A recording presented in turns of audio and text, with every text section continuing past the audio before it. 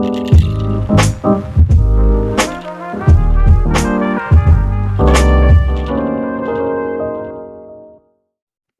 everyone. Welcome to Candid. My name is Emmi Fortin, and I am here talking to everyday people about their relationship situations and struggles, what they learned, and how they moved forward. So today I have my guest Mari with me, and she is going to tell us all about her pretty long relationship and the struggles they endured and where she is now. So welcome, Mari. Thank you. If you want to just start by telling us what you think the biggest thing you learned out of your whole experience has been up to this point, or you can even tell us what I did wrong so you don't have to, is what would you say? Yeah, I'd probably say the biggest thing that I've learned from my relationship is that divorce doesn't always have to be the only option.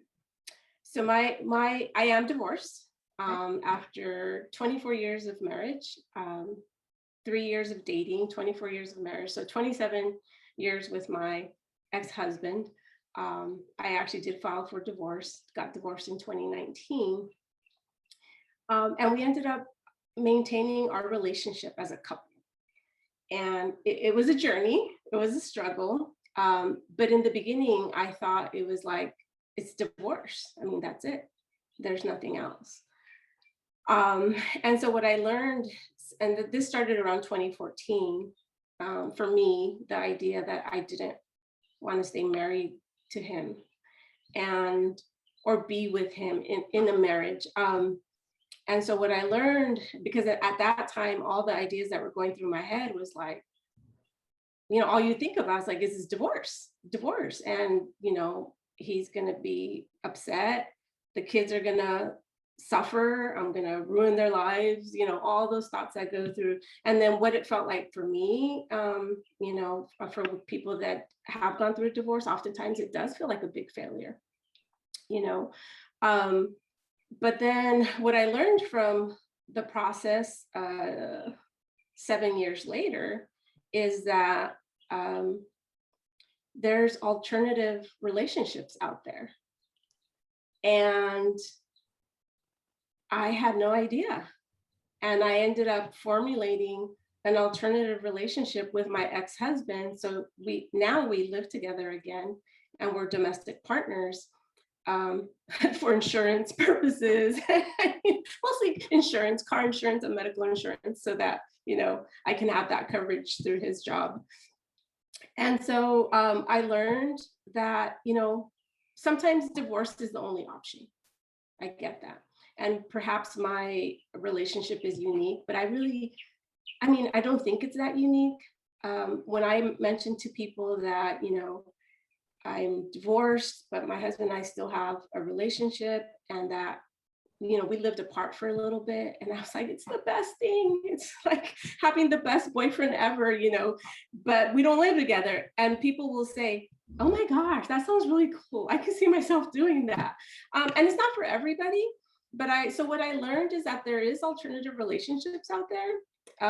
And divorce doesn't always have to be the only option for people.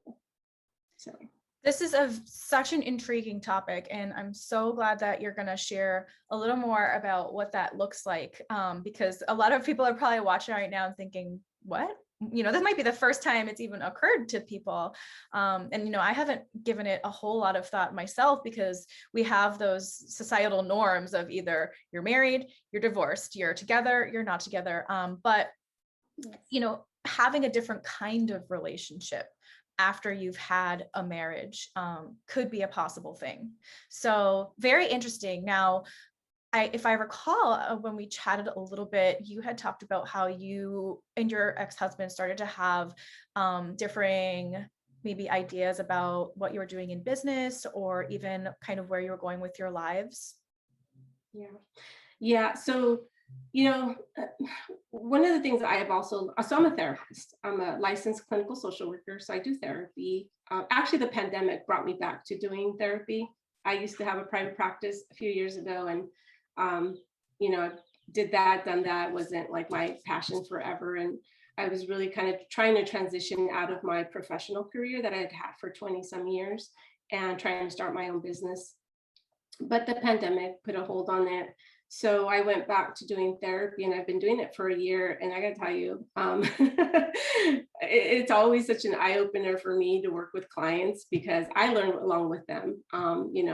So one of the things I had learned previously, but this last year, just talking to so many clients, and most of them, a relationship is a central theme for so many of my clients, right? Especially young women. I have anywhere between 19 and 32, it probably makes up about 60% of my client caseload. People like you and me, we have jobs, careers, and we have our insurance, and we'll seek a therapist because a lot of people did that during this pandemic, so it's great. But one thing that I also learned, and it'll to answer your question, a little bit of backstory, is I got married very young. I was 22 when I got married. And my husband and I had dated for 3 years, but I got married at 22. And one of the things that we often don't learn because we're so young, and I don't even know if it's an age thing or versus just like psychologically emotional development, is that most people are coming when we're looking for a soulmate, the one, or our desire to be with someone. It's all very unconscious. We're not thinking about it. But most of us are coming from a place of our childhood wounds or our hurts or our unmet needs. And so for me, now I can see, hindsight's always 20/20, right? I can see that for me, getting married at 22 was because I was a college student. I was like, the starving student. That was me.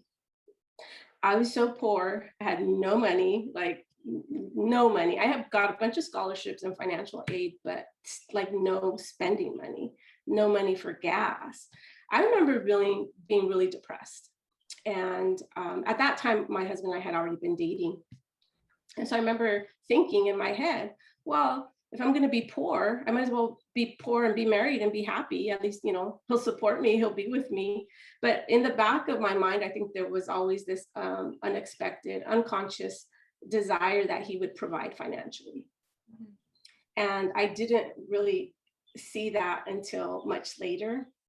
And I don't know if you've ever heard this, but there's, I don't know if it's been researched, but there's this thing about the one thing that you want from your partner is the one thing you'll never get. And I think Elizabeth Taylor said that with her 4 marriages, or 3, I don't know how many it was. But that's because, again, all those unconscious, the unmet needs, and our childhood wounds and hurts and all of that, it's all unconscious. We're not really thinking about it. Yeah. So, if I could interject, I think that's really powerful, because one of the things I talk to my coaching clients about as well is that when you're choosing your partner, you're choosing them based on where you are in life, where you are in your journey. So if you are in a place where you are feeling insecure about yourself, or like you said, if you're depressed or coming from a place of lack, numerous reasons why, right? And like you said, it could be behavioral patterns that you've adapted from your childhood or from your life situations and experiences. And so you're choosing your partner based on that moment in time, that blip in your whole life, right? And so I think that the quote you gave me is super pertinent, because the thing that you're looking for is most likely the thing that you are seeking because you're lacking it. And so you need to be the one to give that to yourself. So, when I'm coaching with people, I always say we need to turn our energy back inward rather than trying to seek something outwardly. And I think a lot of times people, like you said, it's unconscious. You don't realize that you're doing it or what you're looking for, or, I'm just attracted to this person, or we just click so well. Well, it's probably for all of those other reasons. And so I think as individuals, as a society, to accept the fact that we grow throughout our lives as human beings, it's going to be natural that you're going to come across some friction with your partner because they are growing in their own direction as well, or not growing, because, you know, if one person kind of takes off on the personal growth route and the other one stays put, that's going to create friction as well. So I think it comes down to, can you and your partner grow together in life and kind of accept all of the changes that are going to come about, or is it going to create friction? Yeah, absolutely. Yeah, spot on. You're very articulate. Thank you. You said it much better than I could. So it was great. that's the thing about, and so, you know, you know, people say, so was it a mistake to get married young? Yes and no, because I think you might have psychological, emotional maturity to understand that.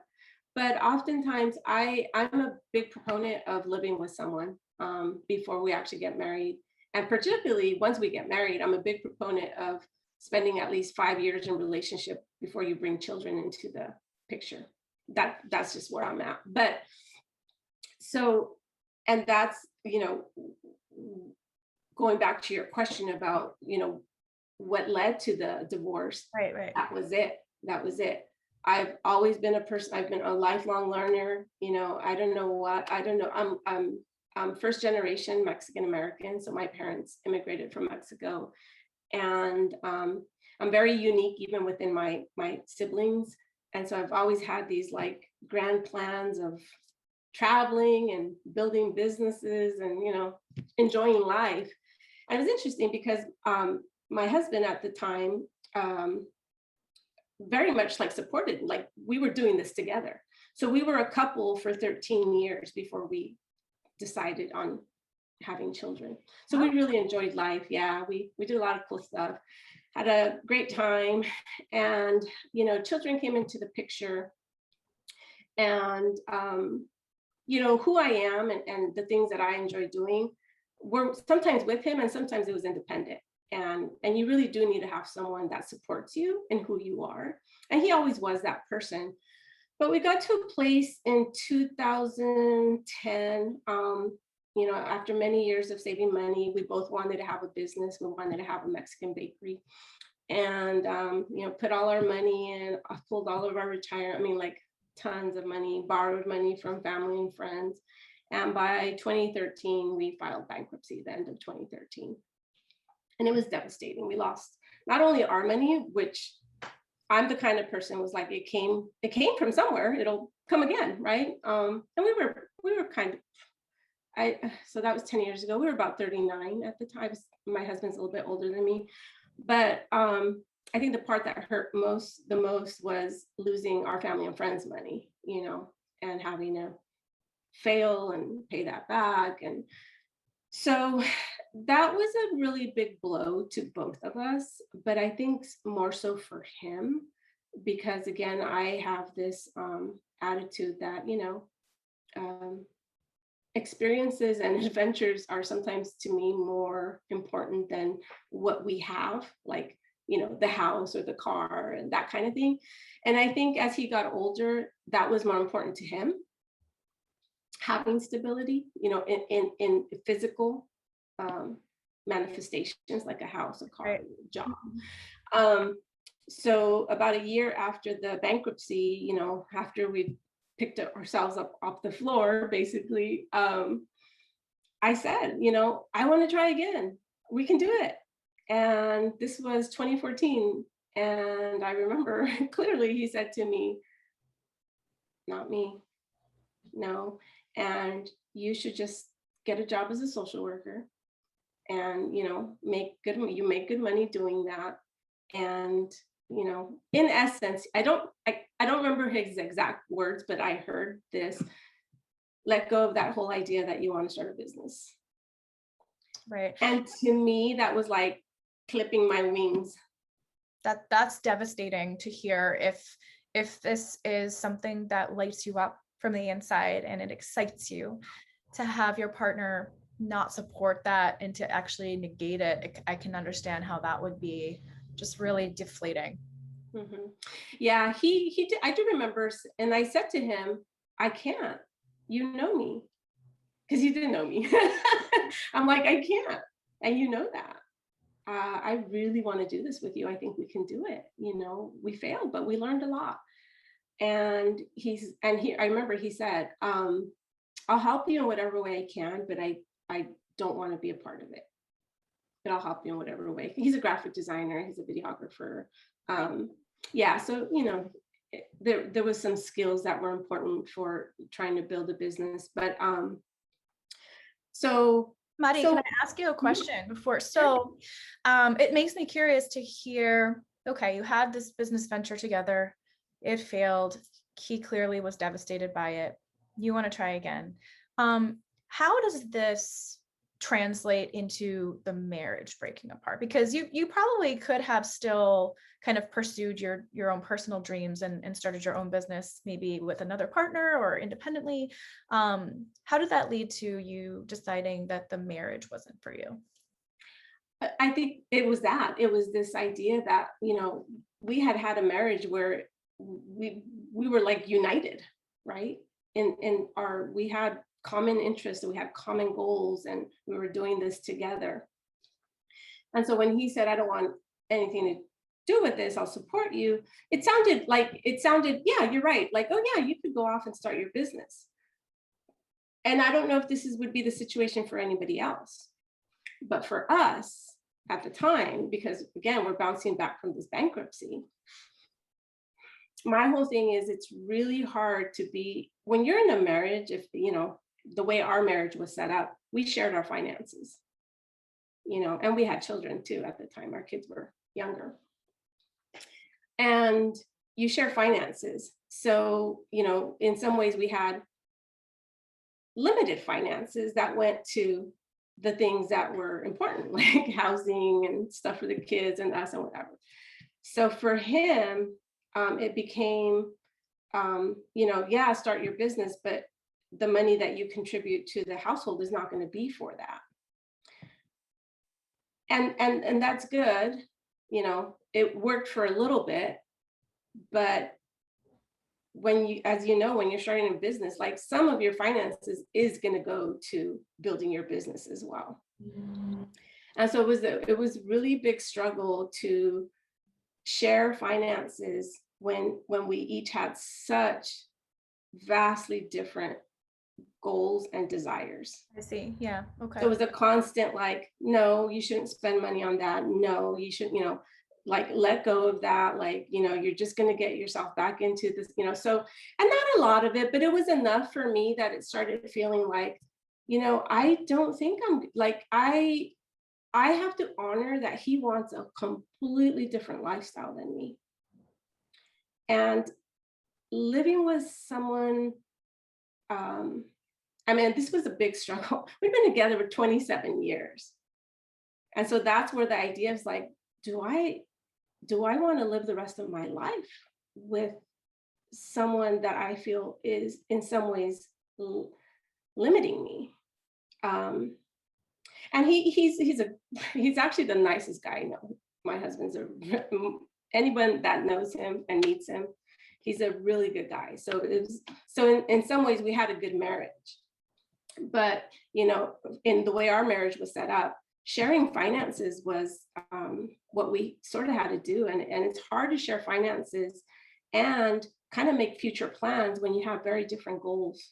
Right. And so that was the conflict. That was the conflict.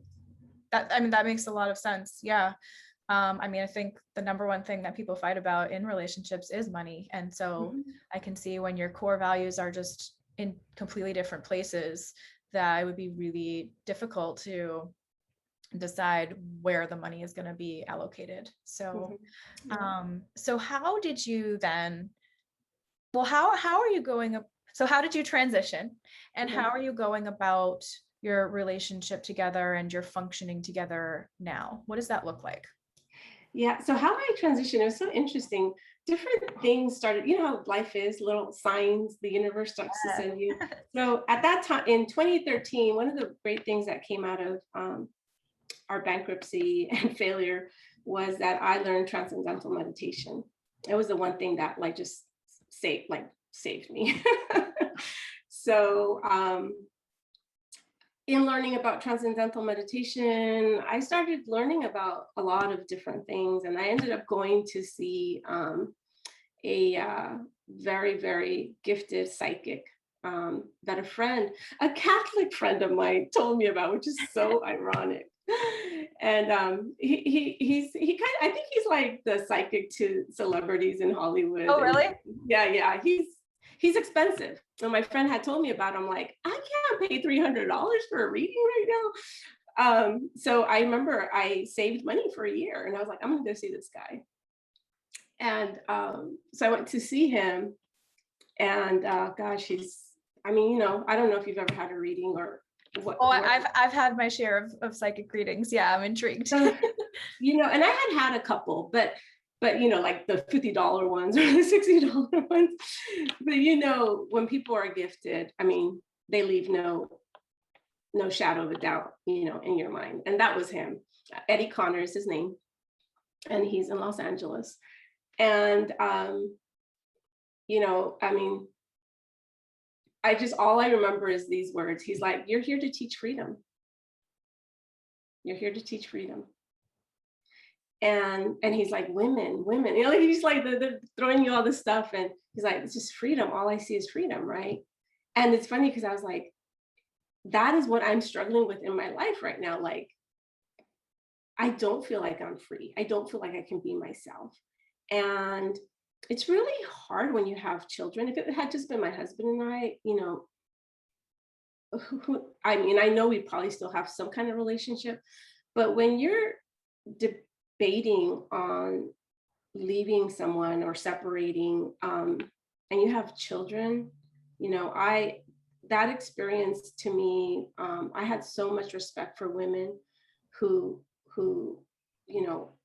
leave marriages that are not healthy, because it's such a difficult decision. You feel like such a failure, and to your kids, like this whole idea of like, and I'm a therapist, so I'm always like, well, yeah, the narrative, right? Well, if you say you're going to damage your kids, maybe you're not. Maybe it's the best thing in the world, and I always try to change my mindset. But at the core of it, you're really struggling with this decision because it feels like a failure. Well, because you have this immense responsibility placed on you and placed by yourself to, of course, do the right thing by your family. And who wants to feel like they're gonna completely mess up their family? That's a huge burden to bear. Yep, absolutely. So then I went to see him, and I just remember that you're here to teach freedom, and I'm like, yes. So that was and then I got my tattoo on the left wrist. Oh, nice. Neil Donald Walsh. I don't know if you've ever read any of his book, Conversations with God. Oh, I've heard of it. I haven't read it though. Yeah. So in one of his books, he's just talking about like practicing all of this, mindset and narrative, changing the narrative. And so he's like, tattoo it on your left wrist so you never forget, because your left wrist is what you see. You don't see your right. If you're right-handed, you don't see your right wrist because you're writing or it's down. Okay. But you almost always see your left wrist. Interesting. So I don't want to forget. I love that idea though of using a symbol, right? Because we can sometimes get so lost in our mind and our thoughts and our speak and our story that we tell ourselves about everything, that if you have a symbol, whether it's a tattoo or whether it's a bracelet that you wear, or even like a statue image in your home, like whatever it is, it just reminds you, and it just kind of helps you to, oh yeah, that's right, like to go back to that intuitive voice. And I love that you brought up seeing gifted psychics, because a lot of times, well, at least in my past experience, I've always sought one out when I really felt like I needed direction. Mm-hmm. And the truth was, and I believe still is though, that you already have an idea of what you want, or you may even know, but you might not want to listen to it. You might avoid it. And so to have someone else just kind of validate that, you're like, yes, I knew it. And, just like you said, when he was mentioning freedom, you're like, I knew it, and it's just like, you need that extra little push outside of yourself to kind of validate what you already know.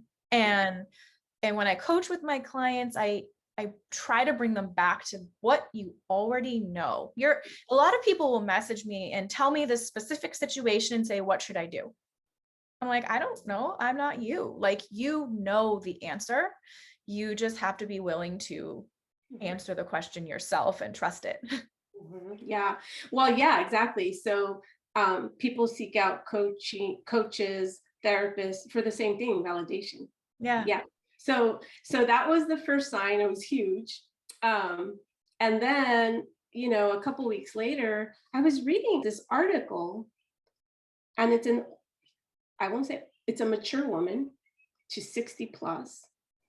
And the title of the article is LAT, LAT, acronym LAT couples. And I'm reading the article. Well, first, if you see LAT couples, I don't even know what that, I mean, this was 2014, so it's not, now there's all these, all these different, acronyms for everything. for everything. Back then I was like, LAT couple anyways. But anyways, I ended up reading it. And here's this woman, she's been married for 50 years. So she was mature. 50. And she talks about this, she wrote a book called Living Apart Together, LAT. And she talked about, I was like, oh my gosh, I'm reading my story.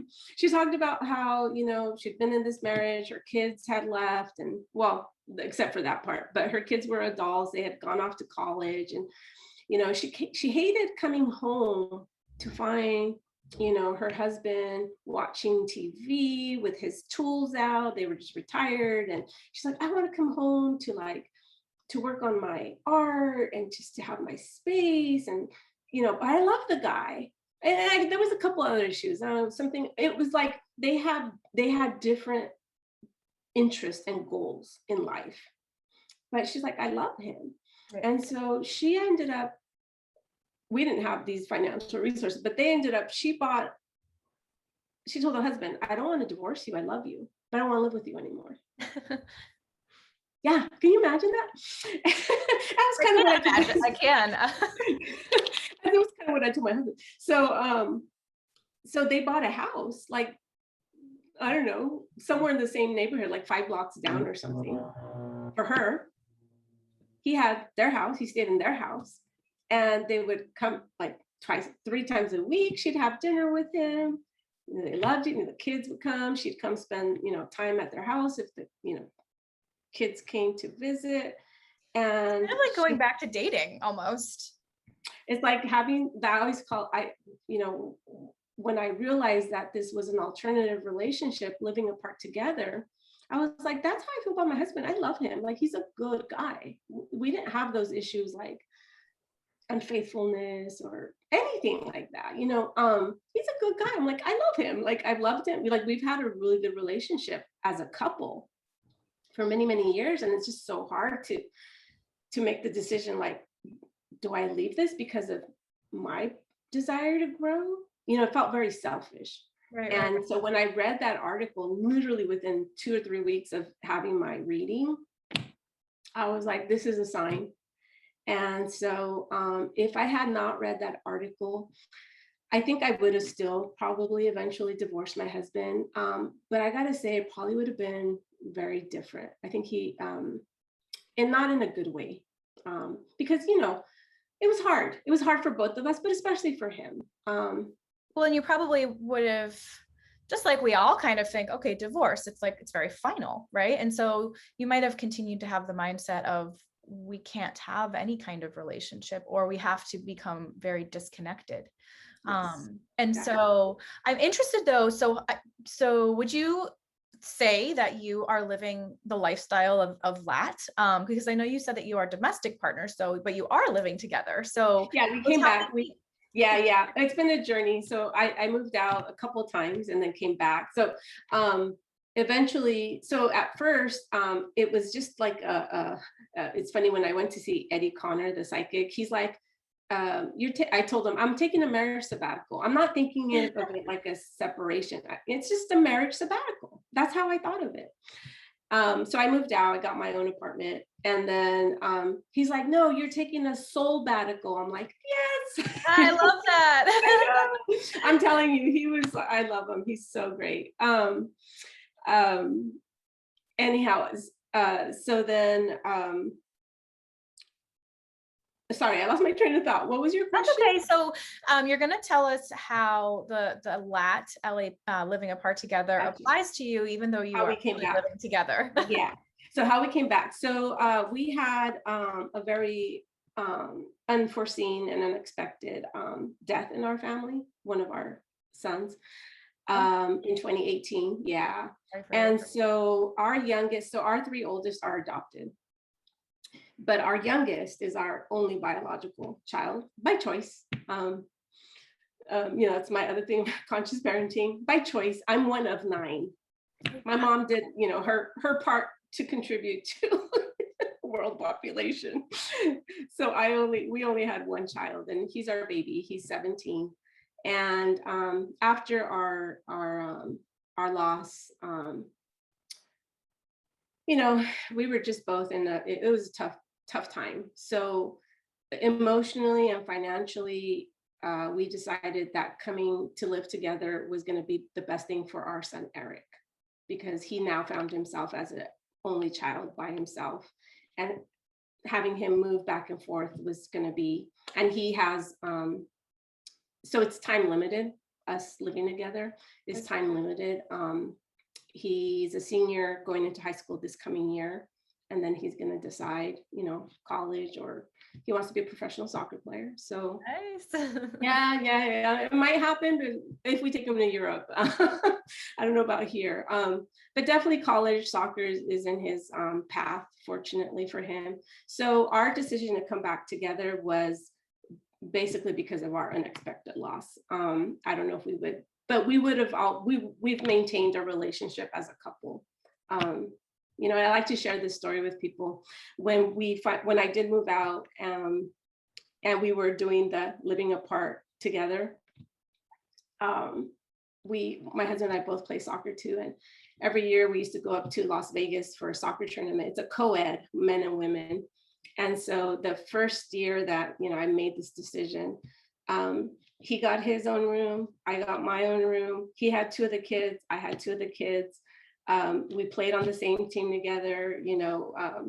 We went out that night. The kids all went to our friends because they took their kids too. So we left our kids with some friends. Him and we went out with our other friends, and we had the best time. Our kids were asleep by the time we got back. He ended up coming to my room, and we just had I was like the best of both worlds. It was the best of both worlds. So it sounds a lot like, obviously we're giving it this term LAT, but it sounds a lot like just placing necessary boundaries around what your needs are as individuals and for the family, and creating a structure that's really going to work for everyone involved. Yeah. And people might be wondering, well, that's not my situation. My situation is a breakup that hurts, and it's the typical. But in some ways, I did go through that, and I feel like we're probably going to go through that again in a year or 2 at the most. Because I'll be honest, I love my husband, as a person I've spent the majority of my life with at this point. But he is still the guy that wants to just have, the 9-to-5 job, wants me to have the 9-to-5 job, come home, put my legs up and watch TV with him. That will never be me. And, I want to go live, half a year in France or Spain or whatever. And he won't do it with me. And at this point, I wouldn't even want him to, right? Because I know that we've grown so kind of far apart in terms of our values and our goals, and that's fine. I have to respect that that's what he wants. So the breaking away part was very real. Was very, it was it was hard, and we both suffered in some way. And it's still, the journey is still sort of moving on. Again, we only came back to live together because of our unexpected loss. So, that's where we're at. And then a couple of years after I had seen the article on LAT couples, I came across, I've always been a Vishen Lakhiani. Are you familiar with Mind Valley? I'm not. Oh, Mind Valley is a company that they put out a lot of personal development courses. Vishen Lakhiani, he's the founder. He's awesome. So maybe like 2 or 3 years ago, he also went through a divorce, and he did a talk titled Conscious Uncoupling. Mm-hmm. And I thought, oh, like, here's another sign that, I'm not the only one, Right. Yeah. And his whole thing was like, yeah, it's gonna hurt. You are gonna possibly impact your kids. Maybe not in the way that you think, but these are gonna be issues that you deal with.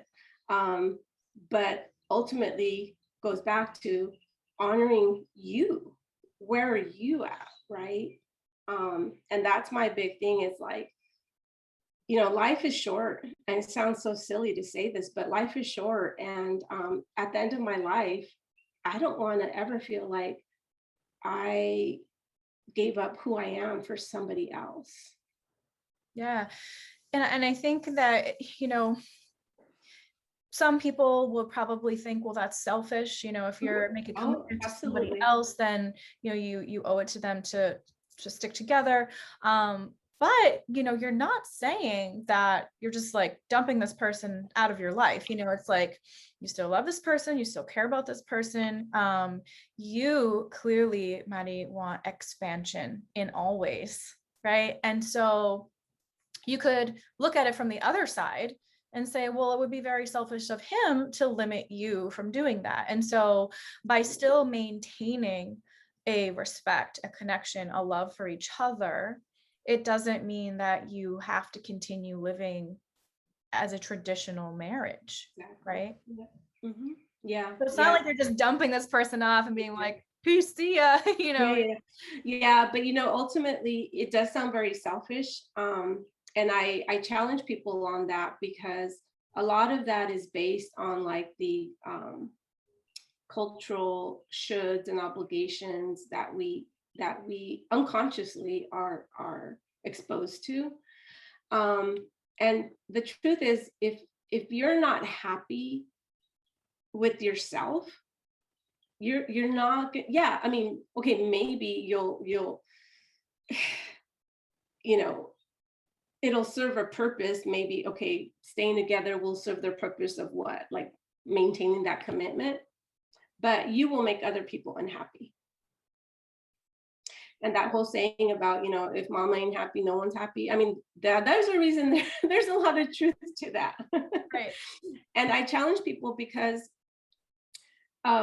it does sound very selfish, but here's the truth. Life is short. And I've worked in hospice, I've worked in home health, I've worked around the aging population.